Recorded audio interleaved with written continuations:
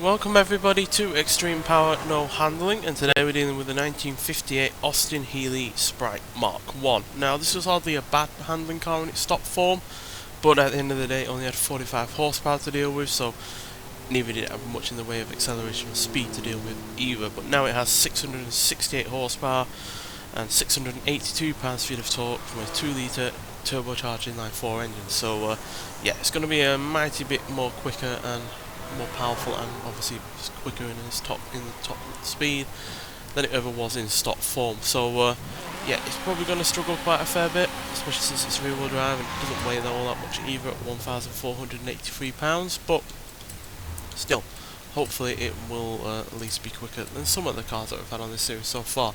So yeah, as you can see there, it's got a decent weight distribution at 54% front and 36% rear.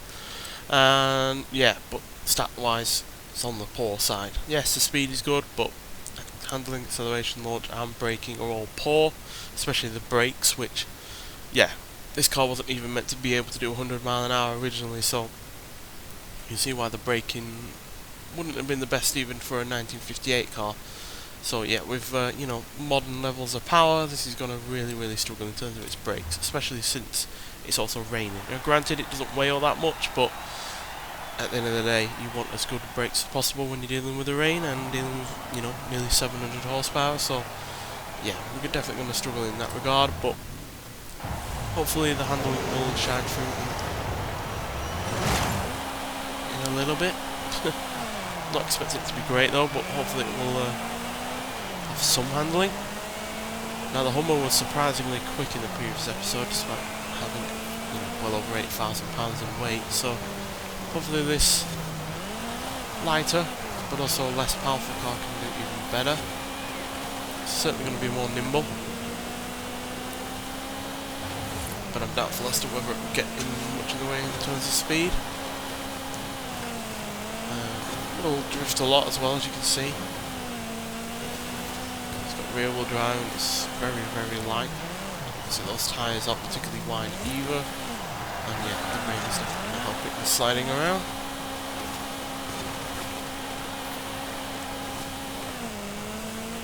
Bounce off the rev limiter there.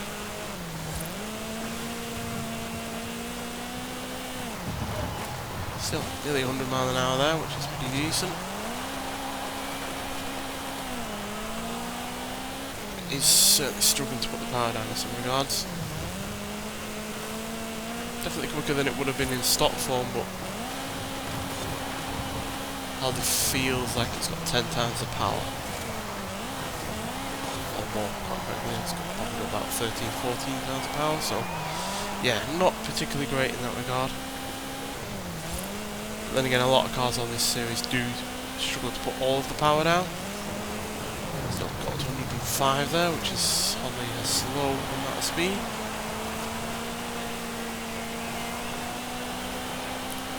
And that's a pretty decent first lap of 1 minute 41.351.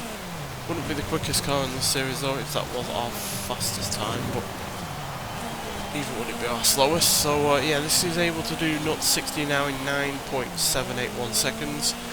0 to 113.050 seconds, and going to a top speed of 182 miles an hour, which is probably about 800 miles an hour, you know, more than it could do originally. So yeah, certainly would be quick in a straight line if we could get it up to speed, but yeah, here it's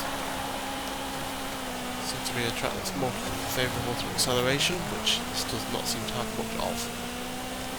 Not with these weather conditions anyway.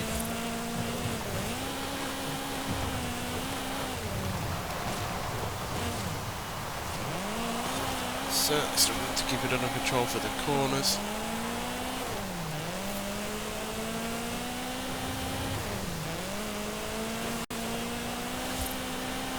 Once we do start getting through the gears, it does seem to gain a little bit of control and composure, so there's definitely elements in this car that are still working rather well, but certainly not in well enough given the amount of power it's got.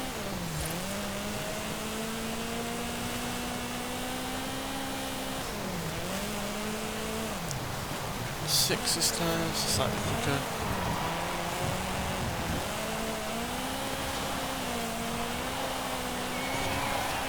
a quicker time as well at 1 minute 37.514, so decent improvement there, around 4 seconds.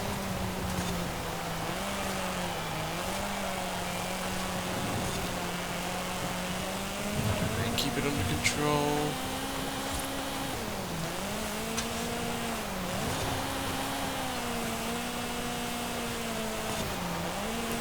Understeer a fair bit as well, unfortunately.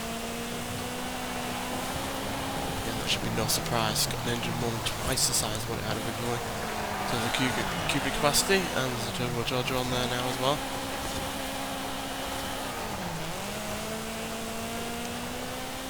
I do love the look of this car though. Nicknamed the Frog-Eyed Sprite, by the way.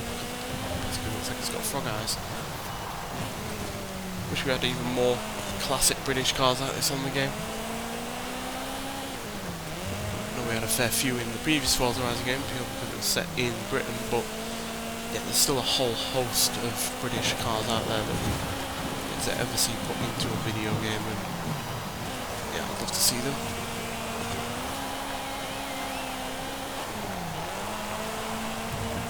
But yeah, this is hardly the worst car that we've had on this series, but it's not going to be the best by any means.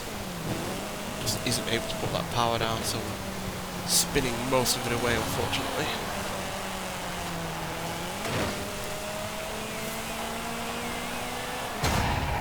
Oh, did we get a faster time on that last lap? Let's have a look. Here we come. Yes, we did. 1 minute 35.362. So, yeah, that's reasonably quick given, you know, its age and the fact that it's got, you know, 600 and odd horsepower more than it had originally, and it was hardly the quickest of cars to start with. So that is quicker than the BMW Isetta, for instance, which I guess is no surprise given that had the same power as this but weighed even less and was even more uncontrollable.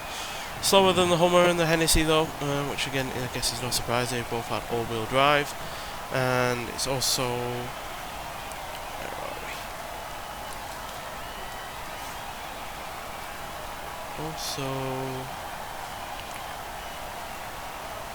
but it is quicker than the Reliant Supervan, but it's slower than the DeLorean, slower than the Ford Super Deluxe, I think. Oh no, the Ford Super Deluxe station wagon was actually slower than this by more than 10 seconds or thereabouts, so we're quicker than that. Slower than the GMC Jimmy though, which was really rather quite impressive for an old SUV like that one. And yeah, slower than the Wuling, slower than the Ford Super GT, and slower than the Oldsmobile Tornado as well. But still, given its age, which is one of the oldest cars that we've had here, I think it might well be the oldest in terms of cars that are faster than this. Yeah, I think so. The Isetta was obviously a year older than this, but that was slower than we are, so don't really care about that. But yeah, for a you know, a really old sports car that didn't have much power in its stock form, that was really impressive. And yeah, just a shame though that we were spinning away a lot of that power peel because the differential wasn't up to it, and the tyres were quite skinny and didn't have much in the way of, you know, traction to start with. So yeah, and obviously the rain wouldn't help in that.